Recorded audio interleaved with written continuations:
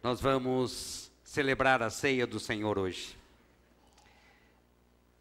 Eu quero começar fazendo uma pergunta para vocês que talvez vá chocá-los. Você já ouviu alguém comemorar gol? Mas essa pergunta é... Onde está o choque?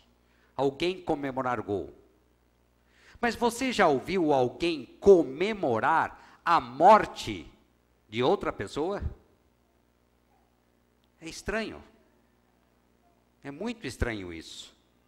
Eu ainda não era nascido, mas eu sei que muita gente comemorou a morte desse senhor que aí está na tela. Muita gente comemorou a morte de Napoleão.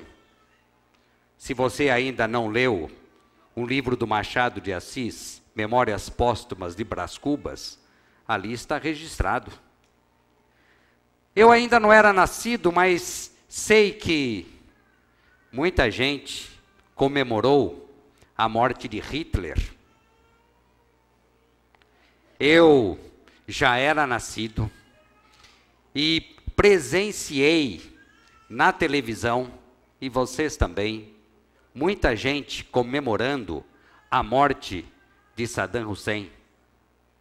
Também presenciamos, não faz muito tempo, muita gente comemorando na televisão a morte de Osama Bin Laden.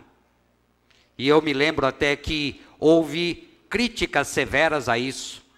Ainda que ele tenha trazido uma série de transtornos, ainda que as torres gêmeas tenham ficado na história, mas comemorar a morte de alguém dando saltos de alegria, como se estivesse comemorando um gol, não parece uma atitude humanitária.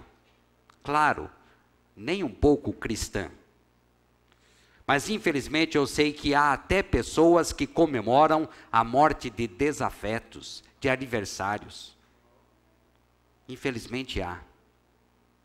Mas a grande questão para nós hoje à noite é a seguinte: quando se fala de Napoleão e essa turma toda que impactou a história por causa de crueldades, por causa de grandes problemas que eles trouxeram nas suas ações, nas suas atitudes, você talvez diga, é até compreensível. Mas o que dizer de alguém que só fez o bem neste mundo? Como é que nós podemos comemorar a morte de Jesus Cristo? E nós somos chamados a comemorar a morte de Jesus Cristo. E nós vamos fazer isto hoje à noite. E é por isso que eu quero mostrar para vocês como nós vamos fazer isso. De que maneira? Há várias maneiras de fazer isso. Mas eu quero dar um enfoque mais reflexivo à nossa chamada celebração da ceia do Senhor. Todo primeiro domingo do mês nós fazemos isto. E por que nós fazemos isto? Em primeiro lugar, porque o próprio Cristo nos ordenou. E em segundo lugar, para não nos esquecermos. Eu sou esquecido.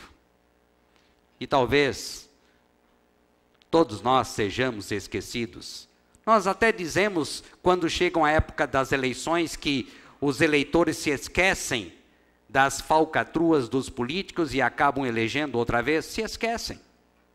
E para não nos esquecermos daquilo que foi feito da obra redentora de Jesus Cristo, é que nós vamos lembrar. Talvez a palavra comemoração não seja a mais adequada mesmo. Eu prefiro a palavra celebração. Mas eu quero mostrar a vocês que existem 4 textos na Bíblia que focalizam com propriedade, com pormenores, a celebração da primeira ceia. Vocês sempre ouviram falar na última ceia. Existe até o quadro famoso, a última ceia. Mas eu quero dizer para vocês que isso não é verdade. Não é a última ceia, foi a primeira. Aquela de Jesus foi a primeira ceia. Foi ali que ele nos ensinou como deveríamos fazer. Então, por que a última? Foi a primeira. E nós hoje vamos ver o que nós podemos depreender por meio de uma reflexão nesse texto que nós vamos ver. Então, existem os 3 textos famosos dos evangelhos, Mateus, Lucas e Marcos, e também existe o texto da primeira carta de Paulo aos Coríntios. E nós vamos meditar na primeira carta de Paulo aos Coríntios, do versículo 23 até o versículo 30. E eu convido você que está com a sua Bíblia a pegar a sua Bíblia ou acompanhar aqui na tela.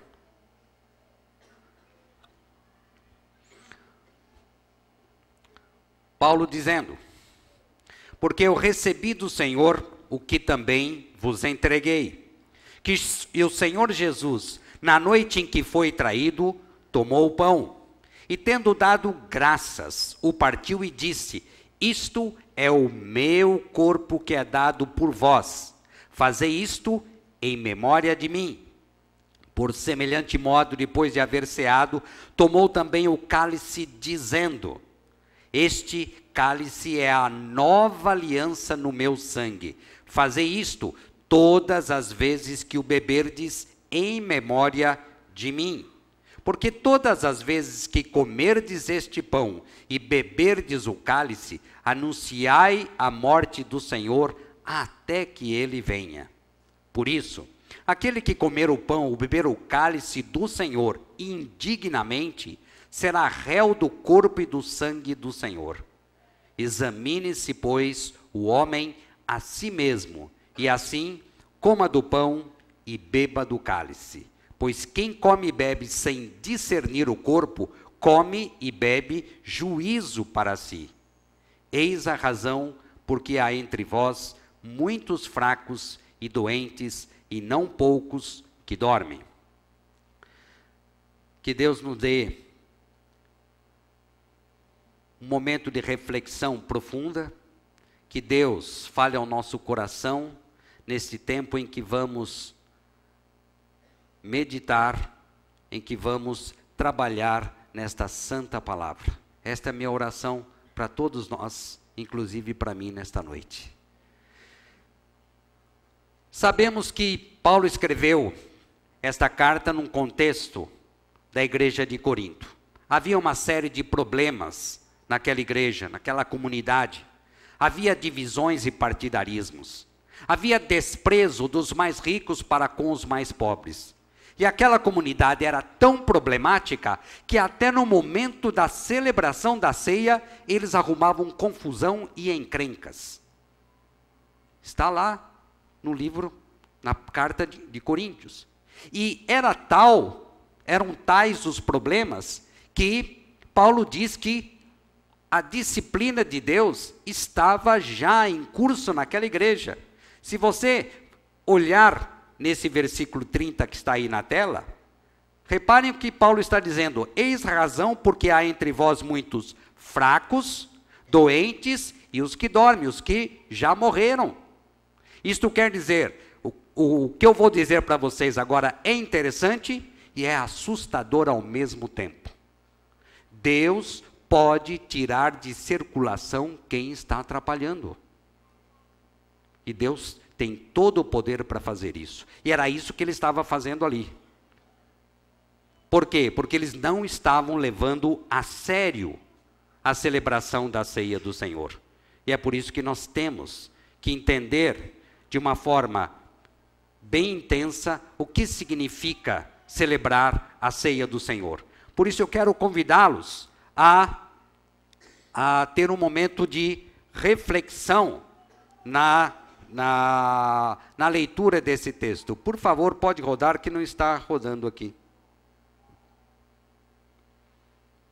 Mais um clique para mim, por favor. Isso. E aí vocês têm a frase que vai nortear o estudo desta noite, que a ceia é um olhar reflexivo da comunidade de Cristo. Esse olhar reflexivo vai abranger 3 dimensões relativas a tempo. Voltando ao passado, olhando o presente e também tendo a perspectiva do futuro. Nós vamos começar com essa dimensão do passado. Isto é, aquilo que já aconteceu. É esse olhar para trás. O momento da ceia nos leva àquela sexta-feira em que Jesus Cristo foi morto na cruz. Nós somos chamados a isso. Por que olhar para trás?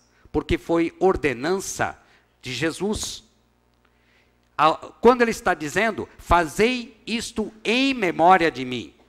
Então o foco é a pessoa de Jesus Cristo e o que ele fez para salvar toda a humanidade. Lembre-se de que não se trata de uma morte pura e simples, é mais do que isso. É mais do que isso. E os elementos que nós usamos mostram claramente o que significa. Nós usamos pão e o cálice. E é preciso dizer que o que nós entendemos é que pão significa pão, pão é pão. E cálice é cálice, seja ele com vinho, como em algumas comunidades se fazem, ainda se faz, ou seja, no nosso caso aqui, que se trata de suco de uva. Mas pão é pão e cálice é cálice. E o que simboliza isso? E aí é que está a grande importância. Que o pão simboliza o corpo que é dado por vós. Quando Paulo está dizendo isso, ou quando nós lemos nos evangelhos, Jesus dizendo, este é o corpo que é dado por vós, por vocês. Então está significando que era dado para aqueles discípulos daquela época, mas também para os discípulos de hoje e também para os discípulos de amanhã. Então é o corpo que é dado por vocês. E o sangue foi aquele sangue que foi derramado na cruz do Calvário. Aquele sangue do cordeiro sem nenhuma mácula que foi derramado ali no cordeiro. Por isso nós dizemos também que a celebração da ceia é um memorial. Mas quando nós olhamos os versículos 24 e 25, nós vemos claramente, em memória de mim, para que nós nos lembremos do que foi feito, para que nós não nos esqueçamos do que foi feito ali na cruz do Calvário. Portanto, não se trata de um funeral como nós habitualmente estamos acostumados. Trata-se, na verdade, de celebração, de proclamação e de gratidão. De celebração porque o sacrifício nos possibilita salvação eterna. Eu disse hoje para a Flavinha, filha da Margarete e do William, que eu me lembrei dela quando estava meditando neste texto. A Flavinha está à espera de um doador para fazer um transplante na retina. E por que eu me lembrei dela? Porque ela está dizendo que agora ela é a segunda da fila, né? Não mais a terceira, é a segunda. Mas o que ela precisa? Ela precisa que alguém morra para que ela enxergue. É triste, mas é isso. Essa é a nossa realidade. E o que aconteceu ali na cruz? Foi algo muito mais grandioso do que um transplante de retina. Nós precisamos, foi necessário que Jesus morresse para que nós pudéssemos ter vida. Foi exatamente isso que aconteceu. Por isso que nós dizemos que é uma celebração, porque o sacrifício nos possibilita a vida eterna. Por que a proclamação? Porque quando eu tenho algo que é bom para mim, eu quero para os outros também. Então eu quero anunciar. E somos chamados a anunciar. E por que a gratidão? Porque é momento de render graças pelo ato de amor incondicional que Jesus demonstrou ali na cruz do Calvário. Porque Deus nos amou de tal maneira, que deu seu Filho unigênito, para que todo aquele que nele crê não pereça, mas tenha vida eterna. Mas para ter essa vida eterna foi necessário a morte de Jesus ali na cruz. E quando Jesus está dizendo, façam isso em memória de mim, Ele estava dizendo que ele queria ser lembrado pela morte dele. E quando eu estava meditando nesse texto, eu fiquei, confesso, intrigado com isso. Jesus não pediu para que ele fosse lembrado pelos milagres que ele fez. Jesus não pediu para que ele fosse lembrado pelos ensinos dele. Mas ele pediu e ordenou: façam isso em memória de mim. Lembrem-se da minha morte. Eu até disse hoje de manhã que uma pessoa pode ser analfabeta, não entender nada de teologia, ainda que possamos discutir a respeito disso, que de qualquer forma ela vai entender um pouquinho de teologia. Mas ela pode não entender nada, não ter lido nada. Ela pode não ter sido alvo e nem conhecer nenhum milagre de Jesus.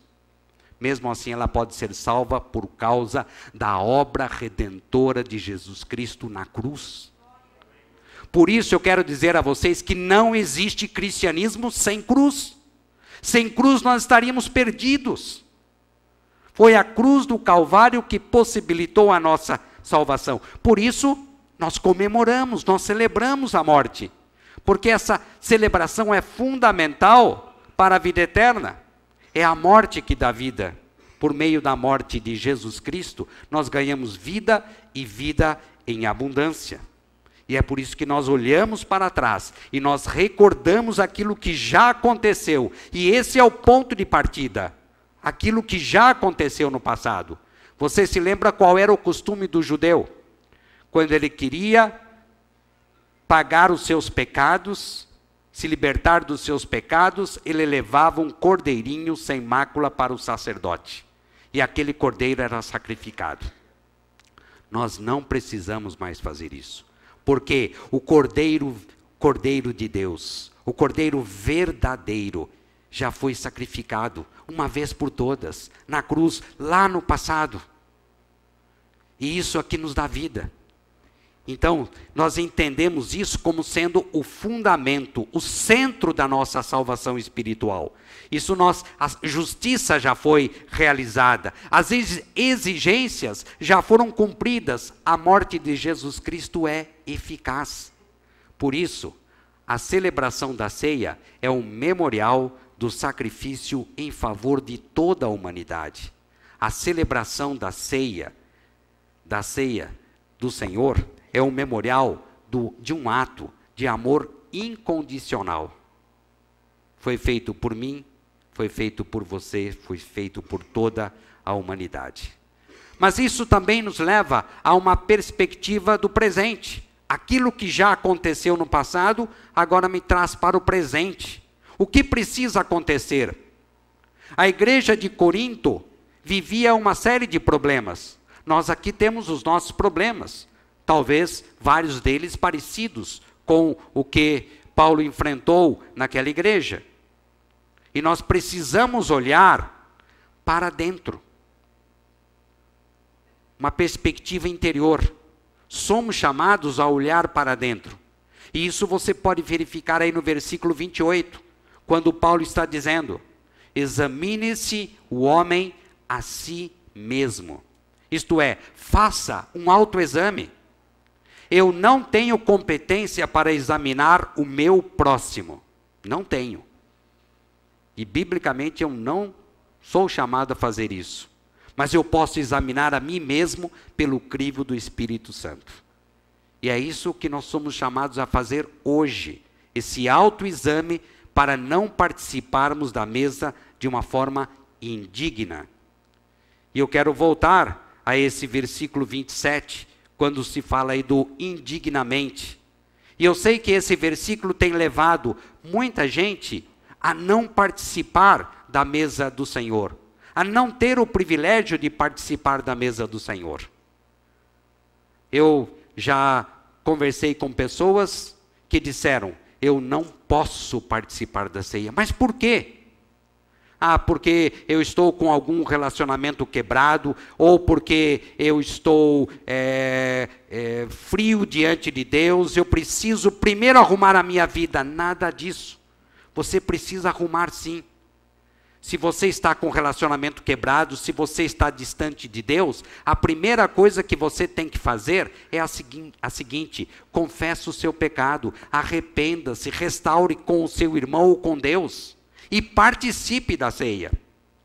Por isso, a primeira pergunta a respeito desse indignamente é a seguinte: como nós podemos participar se nós somos pecadores, somos indignos, já por natureza? E aí eu quero dizer uma coisa para vocês, que a nossa dignidade é a consciência da nossa indignidade. A nossa dignidade é a consciência da indignidade. Isto quer dizer, se eu me acho indigno, é sinal de que eu não vou participar de uma forma indigna. É sinal de que eu reconheço a minha condição de pecador. Estou convidado a participar da mesa. Outra frase que eu quero deixar para vocês: nós não devemos fugir da ceia por causa do pecado. Não devemos. Mas nós devemos fugir do pecado por causa da ceia. Não devemos fugir da ceia por causa do pecado, mas devemos fugir do pecado por causa da ceia. Se você se acha indigno e hoje decidiu não participar da mesa do Senhor, a minha palavra para você: arrependa-se, confesse, arrependa-se, restaure com o seu irmão ou com Deus e participe da ceia. É importante que você tenha essa condição do autoexame. Eu quero dar um tempo pequeno para você. Eu sei que o tempo é curto, mas eu sei que o Espírito Santo fala com você neste momento. Se você quiser baixar a cabeça, fechar os olhos, ficar com os olhos abertos, como queira. Mas busque o Senhor neste momento. Busque fazer um autoexame, perguntando para o Senhor: existe no meu proceder, na minha alma, no meu dia a dia, algo que me impeça de participar da ceia? E lembre-se, o Senhor é fiel e justo para perdoar os nossos pecados.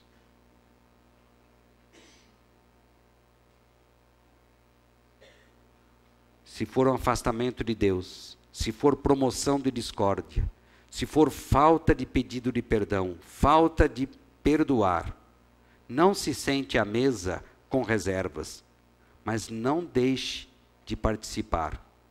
Confesse, arrependa-se, restaure com Deus.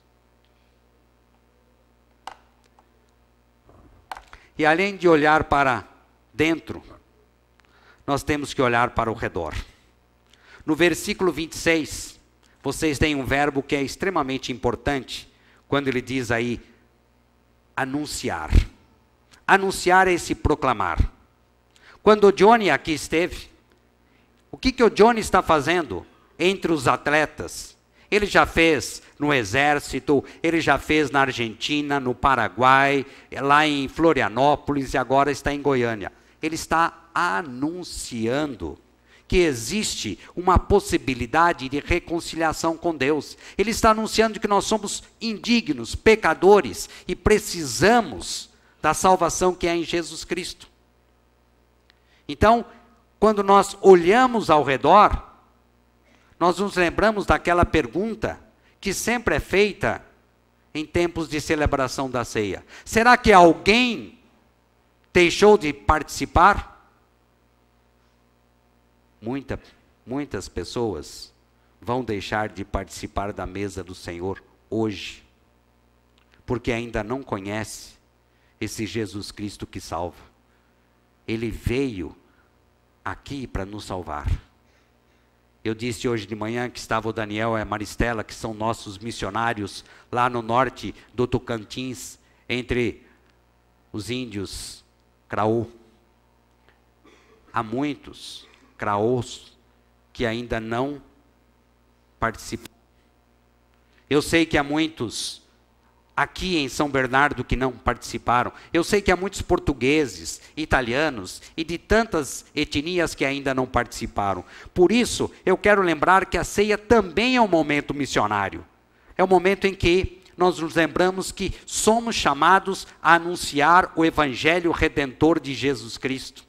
Anunciar que há salvação para a humanidade, e essa salvação está em Jesus Cristo. Nós somos chamados a levar as boas novas da salvação a todos os povos, línguas, raças, nações, todas as etnias.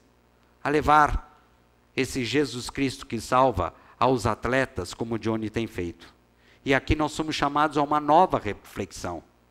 Será que nós temos sido, de fato, um canal de bênção na vida das pessoas com quem nós convivemos e somos chamados a anunciar?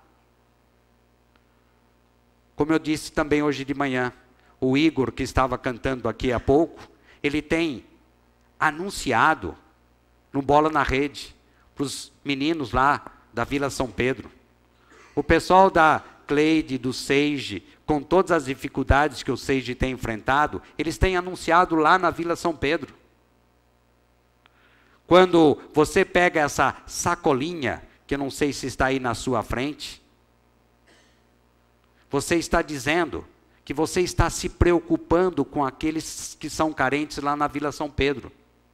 Por isso, como nós normalmente nos esquecemos, e hoje nós estamos falando do lembrar da ceia, lembre-se também da sacolinha, porque é um ato de amor. Porque quando essas cestas básicas forem entregues ao pessoal da Vila São Pedro, o Pedro Pimenta, ou alguém que ele convida, sempre vai dar um alimento espiritual, vai anunciar que só Jesus Cristo salva. Então somos chamados a olhar para dentro e a olhar para o nosso redor. Lembre-se de que nós já vimos que o que aconteceu no passado, o que acontece no presente, o que nós precisamos fazer. E agora nós vamos focalizar aquilo que está no futuro.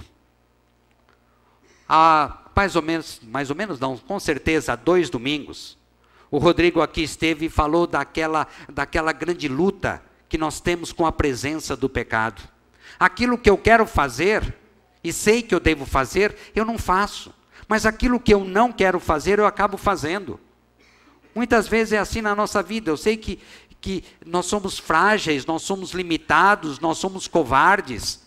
Nós caímos, nos deixamos levar pelas tentações. Essa é a nossa grande luta.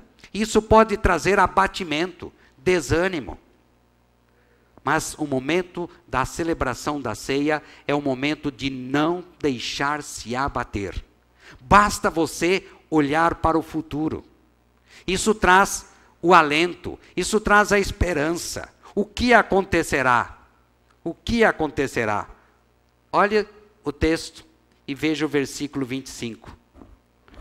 No versículo 25, Paulo está se referindo, reproduzindo as palavras de Jesus Cristo, isso aparece também nos evangelhos, da nova aliança.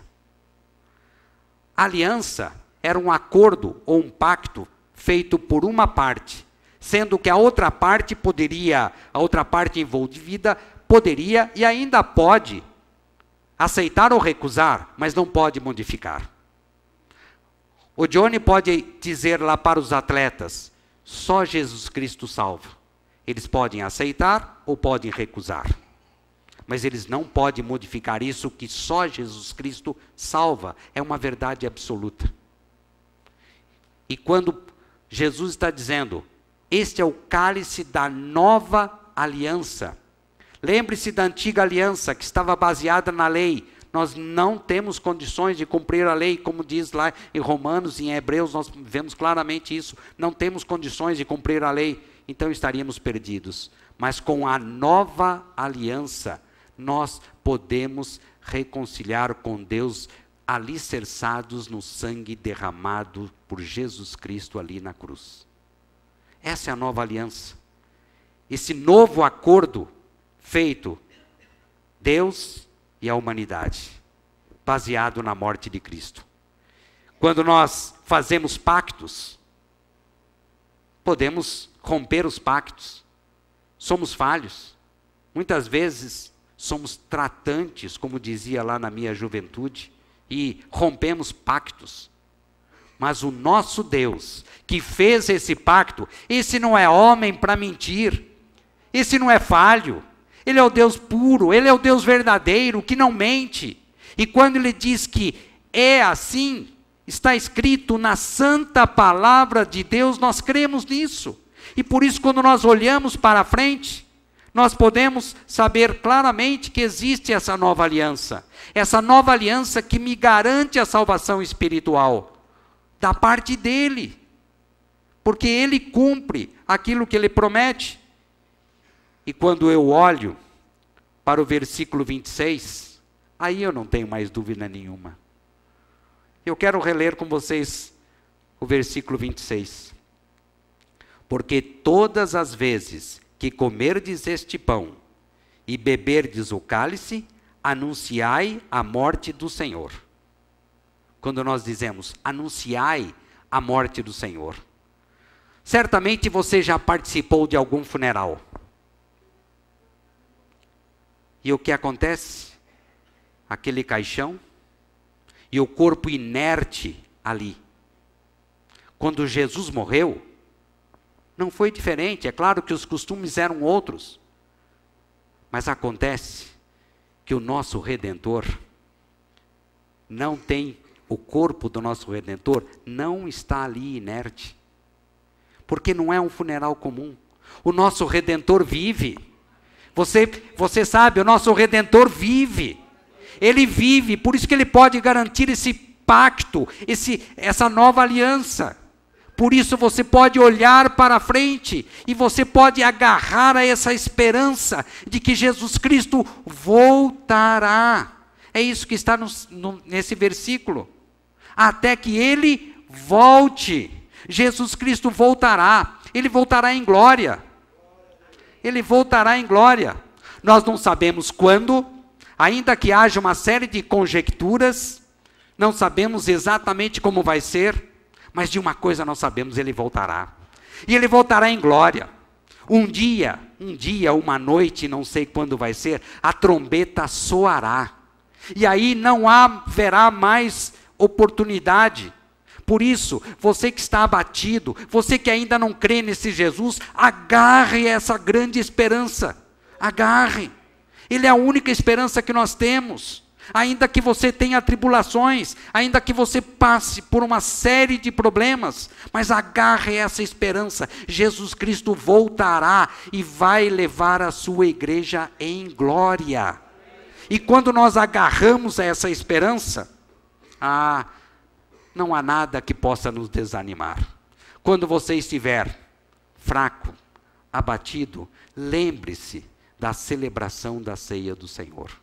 Mais ou menos como o trabalhador comum. Eu sei que a ilustração que vou dar é muito pobre, mas eu vou arriscá-la. O trabalhador, quando está desanimado, mas ele se lembra de que no final do mês ou no final de semana, o salário vai ser depositado. Isso dá força para trabalhar. Ele se lembra de que o final de semana chegará, ele vai descansar. Ou ele se lembra das férias. Meus irmãos, mas eu quero dizer que o que nos espera quando Jesus Cristo voltar em glória, vai ser muito maior, muito melhor do que o melhor salário do mundo. Será muito melhor do que o melhor dos fins de semana, do que aquelas tão sonhadas férias. Não se deixe abater, porque o véu foi rasgado naquele final de tarde. O véu foi rasgado, e por isso nós temos acesso à mesa do Senhor. Baixe a sua cabeça. Deus, nós nos lembramos daquilo que aconteceu no passado. Nós vimos o que temos, o que cabe a nós no presente. Ajuda-nos, Senhor, a olharmos para dentro, a fazermos esse autoexame. Mostra-nos, Senhor, de forma tão clara, essas áreas cinzentas da nossa vida que temos que confessar, que temos que trabalhar, ou que temos que pedir perdão, que temos que liberar perdão. Ajuda-nos, Senhor. Ajuda-nos, Deus. Mas não nos deixe, Senhor, ficarmos de fora dessa mesa do Senhor. Participe. Venha participar. E nós queremos que o Senhor nos ajude a participarmos de uma forma digna, porque queremos levar muito a sério a celebração da mesa do Senhor, a ceia do Senhor. E é o momento de darmos glórias a Deus, porque o Senhor é que possibilitou tudo isso. E nós entendemos isso como graça, graça da parte do Senhor. E é por isso, Deus, que eu peço que o Senhor aceite a nossa gratidão, em nome de Jesus Cristo. Amém. Apenas para lembrar a vocês, quem é que está convidado a participar da mesa do Senhor? Aqueles que creem que Jesus Cristo é o seu Senhor e Salvador. Aqueles que já creem, mas estão fracos e abatidos.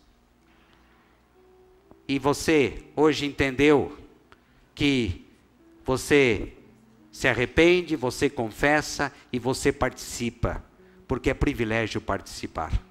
Então eu convido você a participar, para organizarmos e agilizarmos. Venha aqui pelas extremidades e saia pelo centro, numa atitude de reflexão. E reflita a partir deste hino que a Cris vai cantar agora para nós.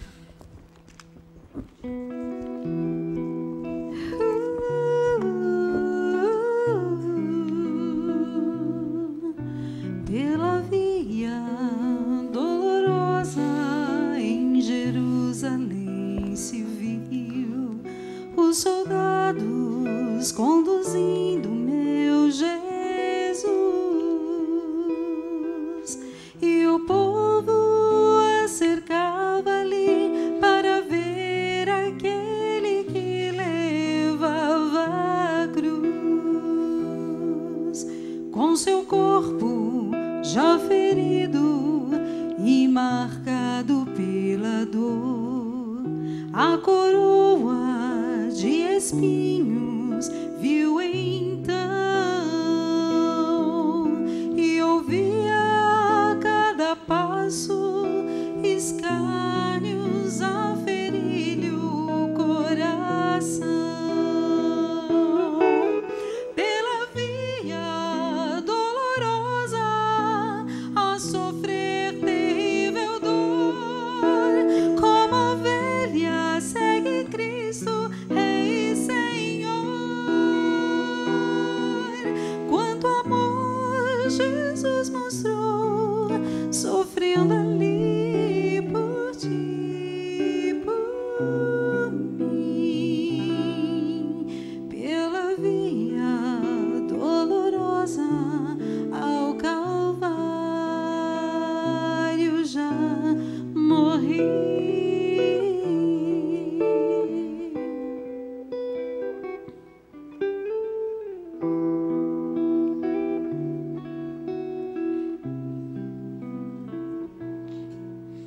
Pela via dolorosa em Jerusalém se viu os soldados conduzindo meu Jesus,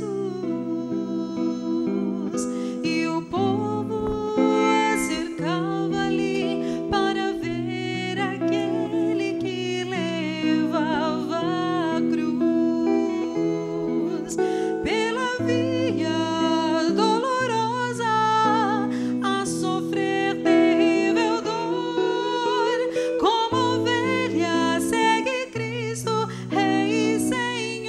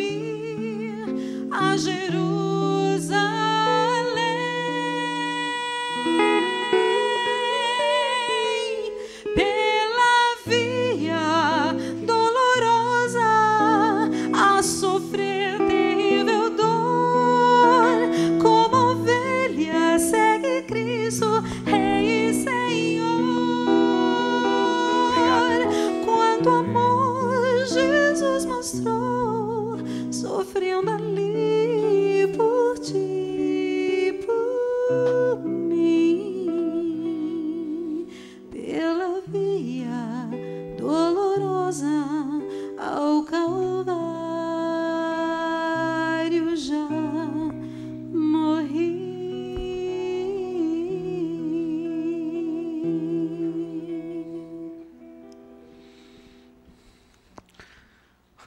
Você tem na sua mão um pedaço de pão. E você vai comê-lo. Ele continua sendo um pedaço de pão.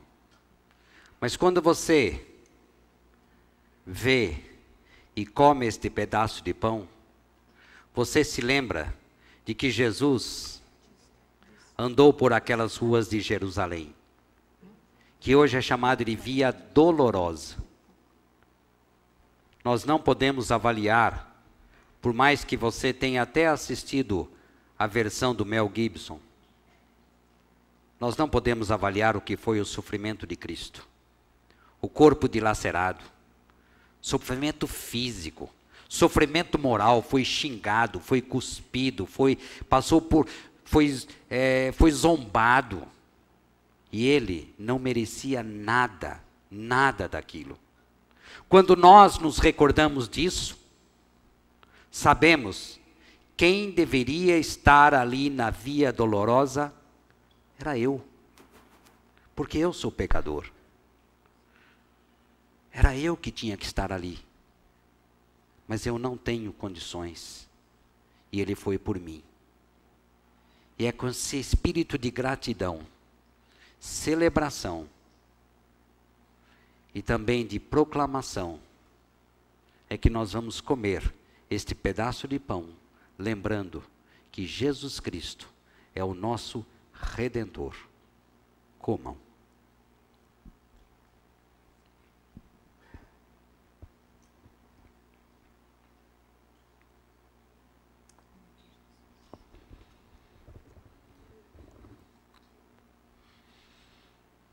Você tem diante do seu rosto, segurado pelas suas mãos, um cálice. É suco de uva. Mas ao contemplá-lo, você se lembra de que o sangue do Cordeiro Santo de Deus foi derramado. O sacrifício foi feito, de uma vez por todas, por sua causa, para que você pudesse ter a vida eterna, para que naquele dia, quando Jesus Cristo voltar, quando as trombetas soarem, você poderá fazer parte daquele grupo que irá com Jesus. Por isso, contemple esse cálice, é o cálice da nova aliança, do sangue derramado em favor de muitos. Bebam.